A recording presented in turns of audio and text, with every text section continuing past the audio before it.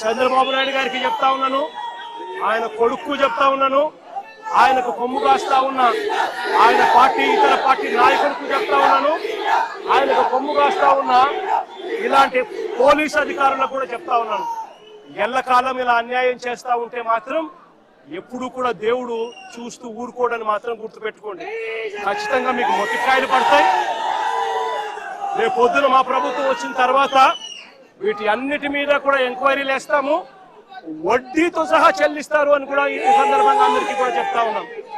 అందరినీ కూడా బోన్లలో నిలబెడతాము, సాక్ష్యాలు ఆధారాలతో సహా యూనిఫామ్లు ఒక్కొక్కరికి కూడా ఇప్పించి వీళ్ళందరితో పాటు ఈ కాన్స్పిరసీలో భాగమైన ఇతర రాజకీయ నాయకులు ఎవరైతే చేసినారో వాళ్ళందరినీ కూడా ఒక్కలో పెట్టి న్యాయం జరిగేట్టుగా వడ్డీతో సహా వీళ్ళంతా కూడా చెల్లించే పరిస్థితి కూడా వస్తుందని కూడా ఈ సందర్భంగా ప్రతి ఒక్కరికి కూడా హెచ్చరిస్తా ఉన్నా.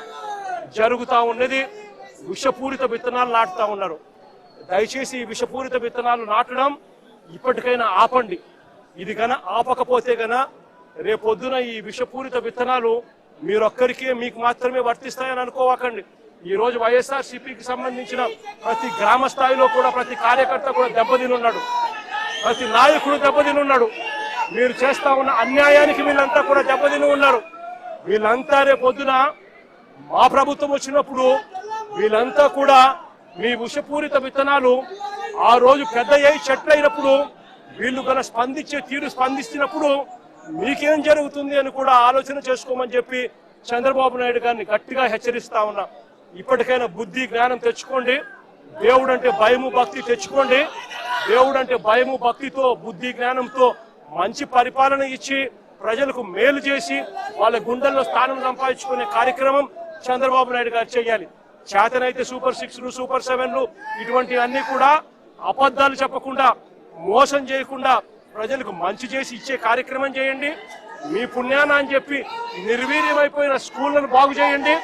ఫీజు రీయింబర్స్మెంట్ బకాయిలు 8 క్వార్టర్లు పిల్లలకి ఇంతవరకు ఇలా పిల్లలు చదువులు మానేస్తా ఉన్నారు. వాళ్ళ పరిస్థితి గమనించి వాళ్ళ చదువులను ఆదుకునే కార్యక్రమం చేయండి. ఆరోగ్యశ్రీ హాస్పిటల్స్ మూసేస్తా ఉన్నారు. పేదవాడికి వైద్యం అందని పరిస్థితిలో పేదవాడు ఉన్నాడు. ఆ ఆరోగ్యశ్రీ నెట్వర్క్ హాస్పిటల్కి ఇవ్వాల్సిన బకాయిలు క్లియర్ చేసి ఆ నెట్వర్క్ హాస్పిటల్ నిలబెట్టి మళ్ళా పేదవాడికి ఉచితంగా వైద్యం అందించే కార్యక్రమం చేయండి. చేతనైతే ఆ 17 మెడికల్ కాలేజీలు మీ స్కాముల కోసం అమ్మకుండా ఆ 17 మెడికల్ కాలేజీలు పూర్తి చేసి పేదవాడికి మధ్యతరగతి వాళ్లకు ప్రజలకు మంచి చేసే కార్యక్రమం చేయండి. చేతనైతే రైతులకు గిట్టుబాటు ధరలు కల్పించే కార్యక్రమం చేయండి. చేతనైతే రైతులకు నువ్వు ఇస్తావన్నా ఇప్పటికే అన్నదాత సుఖీభవ 40,000 ఇస్తానన్నావు, కేవలం 10,000 ఇచ్చావు, 30,000 ఎగరగొట్టావు. ఆ 30,000 ఇచ్చి రైతులకు గిట్టుబాటు ధరలు ఇచ్చే కార్యక్రమం కూడా ఖచ్చితంగా జరిగించే కార్యక్రమాలు కూడా వ్యవసాయాన్ని చక్కబెట్టి ఖచ్చితంగా జరిగించే కార్యక్రమం మీద ధ్యాస పెట్టండి. ఇవేవి కూడా ధ్యాస లేదు, మన్ను లేదు, పాడు లేదు.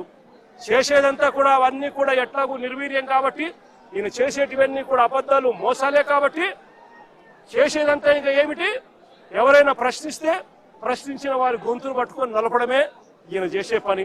ఈయనకు వత్తాసు పలుకుతా ఉన్న కొంతమంది తొత్తులు లాంటి పోలీసులు, కొంతమంది తొత్తులు లాంటి అధికారులు ఈయనకు తోడుగా ఉండి నడిపిస్తా ఉన్న పని.